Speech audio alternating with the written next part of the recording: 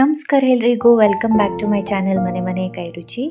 ಇವತ್ತಿನ ವಿಡಿಯೋದಲ್ಲಿ ಚಪಾತಿಗೆ ಪೂರಿಗೆಲ್ಲ ಒಂದೊಳ್ಳೆ ಸೈಡ್ ಡಿಶ್ ಮಾಡೋದನ್ನು ತೋರಿಸ್ತಾ ಇದ್ದೀನಿ. ಬನ್ನಿ ನೋಡೋಣ ಹೇಗೆ ಮಾಡೋದು ಅಂತ. ಮೊದಲು ಒಂದು ಪಾತ್ರೆಗೆ 1 ಲೋಟದಷ್ಟು ನೀರನ್ನು ಕಾಯಕ್ಕೆ ಇಟ್ಕೊಂಡಿದ್ದೀನಿ.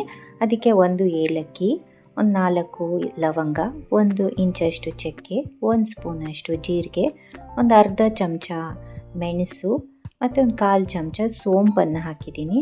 ಹಾಗೆ ಒಂದು 8ರಿಂದ 10 ಗೋಡಂಬಿನ ಹಾಕಿದ್ದೀನಿ. ಹಾಗೆ ಒಂದು 2 ಟೇಬಲ್ ಸ್ಪೂನಷ್ಟು ವಾಟರ್ಮೆಲನ್ ಸೀಡ್ಸ್ನ ಹಾಕಿದ್ದೀನಿ.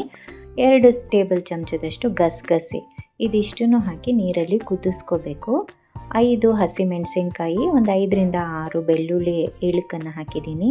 ಹಾಗೆ 1 ಈರುಳ್ಳಿನ ದೊಡ್ಡದಾಗಿ ಕಟ್ ಮಾಡಿ ಹಾಕಿ ಮುಚ್ಚಿ ಬೇಯಕ್ಕೆ ಇಡ್ತಾಯಿದ್ದೀನಿ. ಅದು ಬೇಯೋಷ್ಟೊತ್ತಿಗೆ ಒಂದು ಬಾಣಲೆಗೆ 1 ಸ್ಪೂನಷ್ಟು ಎಣ್ಣೆನ ಹಾಕಿ ಕಟ್ ಮಾಡಿರೋಂಥ ಕ್ಯಾರೆಟ್ನ ಹಾಕ್ಕೊಂಡು ಫ್ರೈ ಮಾಡ್ತಾಯಿದ್ದೀನಿ. ಇದಕ್ಕೆ 1 ಕಪ್ಪಷ್ಟು ಸ್ವೀಟ್ ಕಾರ್ನ್ನ ಹಾಕಿ ಫ್ರೈ ಮಾಡ್ತಾಯಿದ್ದೀನಿ.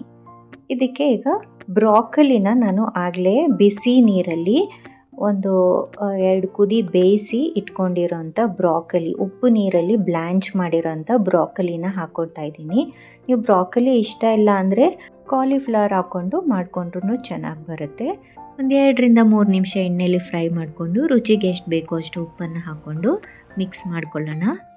ಈ ಉಪ್ಪು ಹಾಕಿದ ತಕ್ಷಣ ಇದು ನೀರು ಬಿಡೋಕ್ಕೆ ಸ್ಟಾರ್ಟ್ ಆಗುತ್ತೆ. ಈ ನೀರಲ್ಲೇ ಈ ತರಕಾರಿ ಚೆನ್ನಾಗಿ ಬೇಯಬೇಕು. ಮುಚ್ಚಿ ಒಂದು 5 ನಿಮಿಷ ಬೇಯೋಕ್ಕೆ ಇಟ್ಬಿಡೋಣ.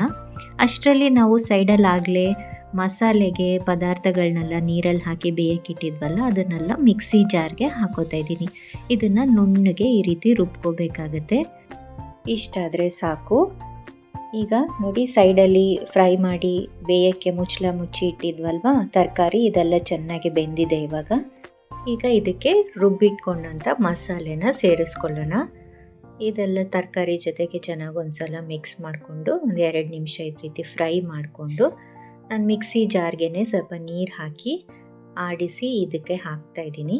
ನಿಮ್ಗೆ ಹದ ನೋಡಿಕೊಂಡು ಎಷ್ಟು ಬೇಕೋ ಅಷ್ಟು ನೀರನ್ನು ಹಾಕಿ ಮುಚ್ಚಿ ಒಂದು 10 ನಿಮಿಷ ಬೇಯೋಕ್ಕೆ ಬಿಟ್ಬಿಡೋಣ. ನೋಡಿ, ಈಗ ಇದು ಚೆನ್ನಾಗಿ ಬೆಂದಿದೆ. ಲಾಸ್ಟಲ್ಲಿ ಒಂದು ಸ್ವಲ್ಪ ಕಸೂರಿ ಮೇಥಿನ ಹಾಕ್ಕೊಳ್ಳೋಣ. ಒಂದು ಒಳ್ಳೆ ಫ್ಲೇವರ್ ಕೊಡುತ್ತೆ.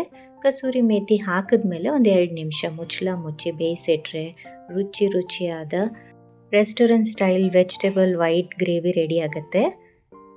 ಟ್ರೈ ಮಾಡಿ, ಹೇಗೆ ಬಂತು ಅಂತ ಖಂಡಿತ ಕಮೆಂಟ್ ಸೆಕ್ಷನಲ್ಲಿ ತಿಳಿಸಿ. ಹಾಗೆಯೇ ಈ ವಿಡಿಯೋ ನಿಮ್ಗೆ ಏನಾದರೂ ಇಷ್ಟ ಆಗಿದ್ದಲ್ಲಿ ಪ್ಲೀಸ್ ಲೈಕ್ ಮಾಡಿ, ಶೇರ್ ಮಾಡಿ ಮತ್ತು ಸಬ್ಸ್ಕ್ರೈಬ್ ಮಾಡಿ ಅಂತ ಕೇಳ್ತಾ, see you in the next video. Happy cooking.